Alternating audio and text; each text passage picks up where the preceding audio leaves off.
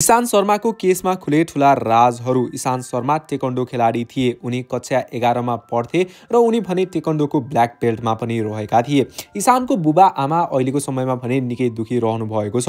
उहाँहरूको एउटा सहारा गुमेको छ। गाडीले गरेको हो यो सबै भनेर अहिलेको समयमा भने प्रहरीको प्रारम्भिक रिपोर्टले भने बताइरहेको छ। तर इशान्तको बाबाले भने यो कुरा मान्नको लागि तयार नै रहनु भएको छैन। उहाँले भन्नुहुन्छ गाडीले यस्तो गरेको हुनै सक्दैन, गाडीले यसरी हान्नै सक्दैन भनेर भने इशान्तको बाबाले भने आफ्नो असन्तुष्टि जनाइराख्नु भएको छ। प्रहरीको प्रारम्भिक रिपोर्ट हो भन्दै गर्दाखेरि भने प्रहरीले हामीबाट टाढा भइरहेको छ। प्रहरीले भने हाम्रो कुरा बुझ्न चाहिरहेको छैन भनेर भने इशान्तको बाबा पनि निकै दुखी हुनु भएको जस्तो देखिन्छ। इशान्तको बाबाले भने गाडीले गरेकै हुनै सक्दैन, यो भने केसमा अरू नै केही कारणहरू रहेको छ, अरू नै कसैले यो घटनालाई घटाएको हो भन्ने जस्तो कुरामा भने इशान्तको बाबा पुख्त भएको जस्तो देखिनुहुन्छ। इशान्त भने टेक्वान्डोको ब्ल्याक बेल्टमा रहेका थिए। पक्कै पनि उनलाई एक दुई जनाले यस्तो गर्नै सक्दैनन्। म आफै पनि टेक्वान्डो प्लेयर भएको कारणले यो भन्न सक्छु। ब्ल्याक बेल्ट भनेको टेक्वान्डोको हाईएस्ट बेल्ट भएको कारणले भने इशान्तले पक्कै पनि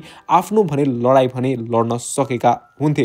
तर यो भने ठुलै घटना भएको जस्तो देखिन्छ र प्रहरीले भने यसलाई ढाकछोप गर्न लागेको जस्तो देखिन्छ भनेर भने इशान्तको बाबाले पनि बताइराख्नु भएको छ। इशान्तको बाबाले अरू के कुरा बताउनु भएको छ हामीले एउटा भिडियो राखेका छौँ जुन तपाईँहरूले सुन्न सक्नुहुन्छ र सुनिसकेपछि प्लिज कमेन्टमा भने आफ्नो प्रतिक्रिया पनि लेख्न नभुल्नुहोला। सबै गार्जियन लेभलको मान्छे म जस्तै इनोसेन्ट नै देख्छु, अनि बच्चाको लेभलको मान्छे पनि छोरा जस्तै नै सबै नै इनोसेन्ट देख्छु। त्यही भएर मैले कसैलाई शङ्का गर्न सकिनँ।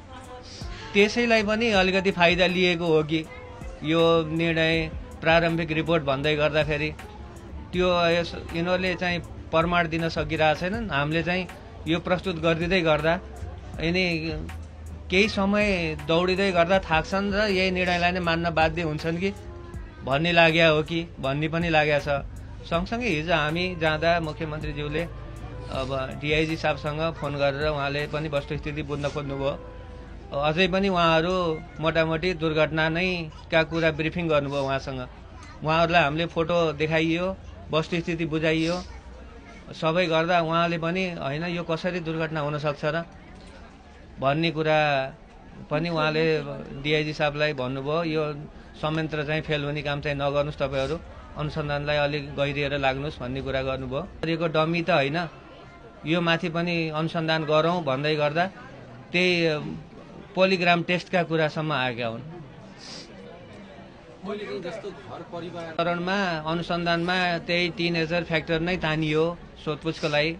त्यो हुनाले त्यसपछि चाहिँ एकजना पनि उसको लेभलको साथी चाहिँ अहिलेसम्म हाम्रो सम्पर्कमा आएर हामीलाई सहानुभूति दिने पनि आँट गरेका छैनन्। या त गार्जियनहरूले रोक्नु भएको छ, तिमीहरू पनि फस्न सक्छौ या के गर्न सक्छौ भन्ने कारणले पनि रोक्नु भएको छ, या त उनीहरू आँटै गरेका छैनन्। एकजना पनि उसको लेभलको साथी आएर हामीलाई सहानुभूति दिएको छैन सर।